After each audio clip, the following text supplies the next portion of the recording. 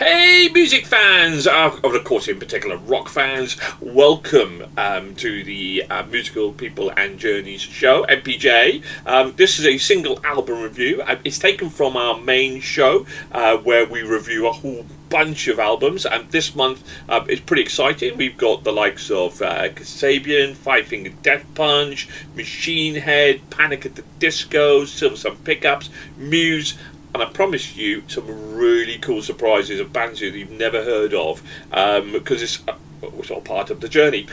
So please go and check out our YouTube channel if you enjoy the show, and check out more reviews, and of course the old YouTube plea. Please like and subscribe, and please enjoy. Thanks very much. Oh, the stadium is vibrating. The mosh pits are getting ready, because coming now on stage is Machine Head and their album of Kingdom and Crown. Right, well, let's go to the biggest Machine Head here. Nathan, do you have a big Machine Head? Machine Head, what did you think? Oh, I don't know what that means. I don't know, you've got big, long, flowing hair, the sun's behind you, you just look like Machine Head. What can I say? I actually did. I looked at the picture of them all now, and I was like, shit, I look like all of it. Yeah, told you!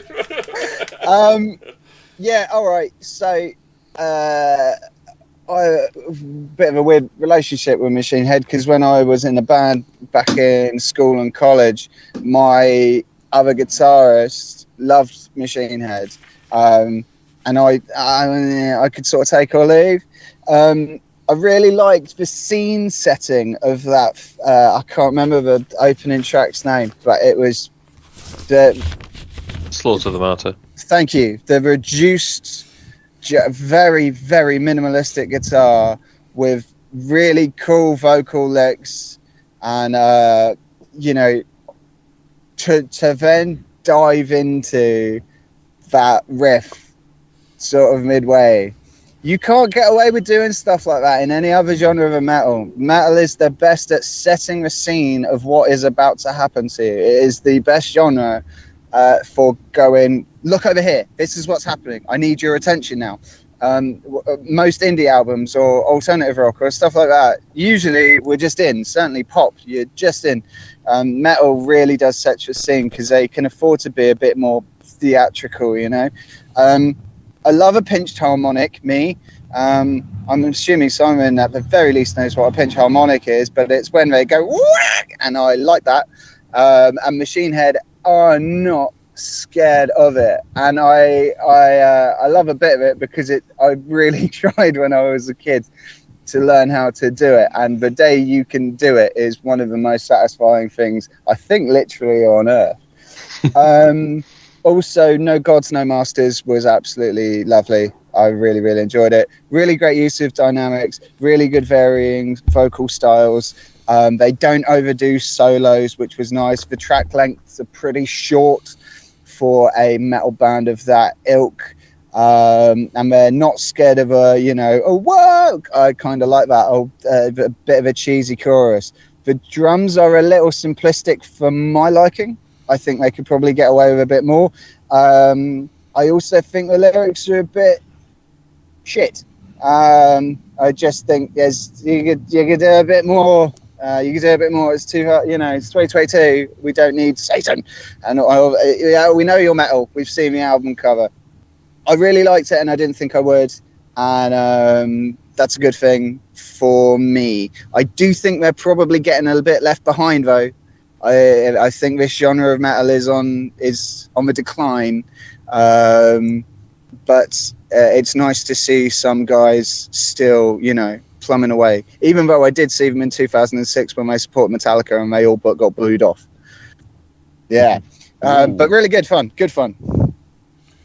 I'll go with Chris on the next one, simply for the fact, just to back up what Nathan said. Slaughter the Martyr is an epic way to start an album, but the following tracks were consistently decent from his perspective. So anyway, we were. Yeah, that's kind of what I meant, but less eloquently. Yeah. Oh no, I think you were far more eloquent than so I thought that was really interesting. Actually, it was a very interesting take on it. So, Will, how about your take? I would like Nathan's impression of the the pitching in first, just to get me in there. Of a pinched harmonic. Yeah. I need. It's better when it's get followed me in by there. a chug, so it's like a chug. That's kind of what we're talking about here. Beautiful. I'm in the zone now. I feel like I'm actually listening to him again. I don't Beautiful. have a fecking clue what he's talking about, but I just go with it. So, Oh man, this album was fantastic, and I'm annoyed about how much I liked it because It's real metal. because earlier this month, one of my favourite bands, Amon Amarth, were doing a UK tour, and they were being supported by Machine Head, and I stupidly didn't buy tickets to it. But oh man, if I had, this would have been fantastic to hear live. Beautiful. There wasn't a single track I didn't like. Become the Firestorm had about like 2 minutes 30. Had a beautiful, brutal fucking breakdown, and it was man, I loved every minute of that. This album is man, it's so angry, it's brutal, it's beautiful, it's perfection, man, perfection. This is, as Nathan said, this is heavy metal. This is like beautiful and angry together. Just doesn't just doesn't compute really. See, this is where my weird philosophy of metal is, because it's there's so much more emotion in this than in like 90% of pop albums. Yeah. Because it's the emotion may be anger and other bits, but it's still. I'll come back to that in a minute. Simon, is this your cup of tea, mate? Yeah, I mean, absolutely. I've been following Machine Head for a long time.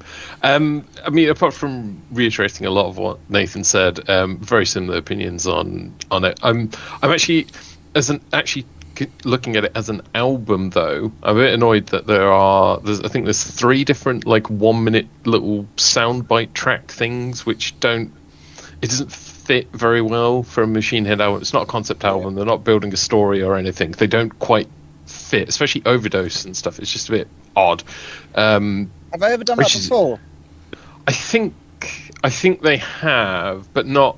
This seems unusual to have 3 times in one. I think it's 3 times anyway, in one album, which means there's actually only 9 tracks on the album.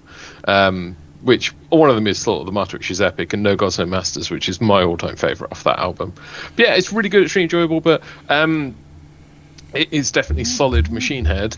But is that getting a bit tired now? As Nathan said, it's all satanic anger and stuff like that, and it's kind of like, yeah, okay, we've heard this before over the last 10-15 years.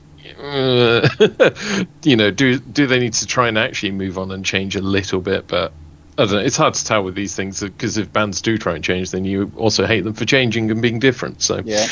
But yeah, I really enjoyed the album, really good. Just as an album as a whole, a little bit annoyed.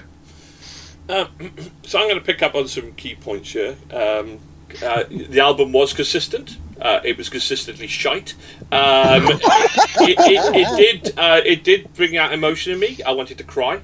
And it was I don't get it, guys. I just don't get it. I mean, the thing is, I would agree, the opening 30-45 seconds of the album, I'm going, oh, hello, come on, and then they started to scream, and it was just literally scream after scream after scream after scream after scream. I'm not having that. I'm not having that. Now, it's not just screamo. Go, Nathan. Now, however, I will say that I did listen to the album, and it frustrates the hell out of me, because musically there was some fantastic stuff in there. The arrangements and everything were there was some great stuff in there. There's no denying that, and it frustrates the hell out of me, because I actually do listen to these albums right through in the hope and desperation that they will vocally match, for me, in my world, they will match that musicality, because musically there was some, it frustrates the hell out of me. Like I said, that first 45 seconds, I'm going, oh my god, this could really be my cup of tea. I love the way that's going to go. And then obviously, I just can't do it.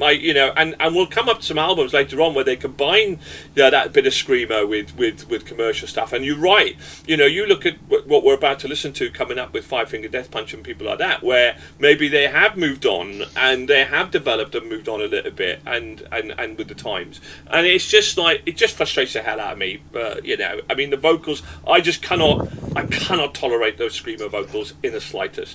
There we go. Listen, mate. You do you know how hard it is to scream? And then do you know how hard it is to have different variations of that scream? And furthermore, do you know how hard it is then to blend actual vocal range and stuff in with that? You can say you don't like it. I'll happily have it, and it's not for your ears and all the rest of it. It is genuinely a hard thing to do.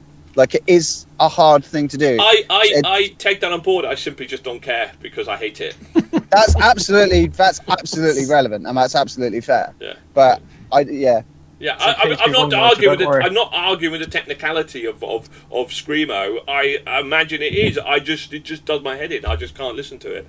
Fair enough. But yeah. Anyway, right. Okay. Let's crack on then. So Nathan, your scores.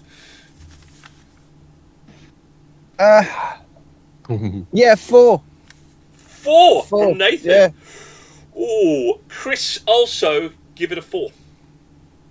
This isn't fucking Chris, man. Yeah, this is have you replaced his scores? What have you done? No, I've got it. I got evidence. Yeah, Chris, give it a 4. He genuinely likes this sort of shit. But there we go. Will. 5. 5. Wow. Nice. Simon. If it hadn't been for those little tracks that annoyed me, it's a 4. It's a 4. It's a 4. Oh, the power here. The power that I have, because currently we're on 12:17. Is that right? Yeah, 12:17. If I were to give this a 3, guys, it would get into a Hall of Fame. But there's no chance of that ever happening. So it got to. But unlike the power force, the power metal hater here, I do see some of the good stuff in here. I think there was some good stuff in it. Musically, I give it a 1, so it did get a point off me. So, but there we go. Anyway. I can't wait for the day you guys bring me a power metal album I love.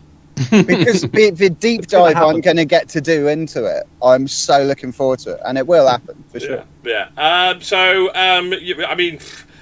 8, 12, 17, 18. I mean, that's still going to be high up there. Guys. That is amazing for a Machine Head album in 2022. Yeah, that is good. So, well, how do you follow that up? Well, you follow it up with... Well, let's see, shall we? Who is next on stage?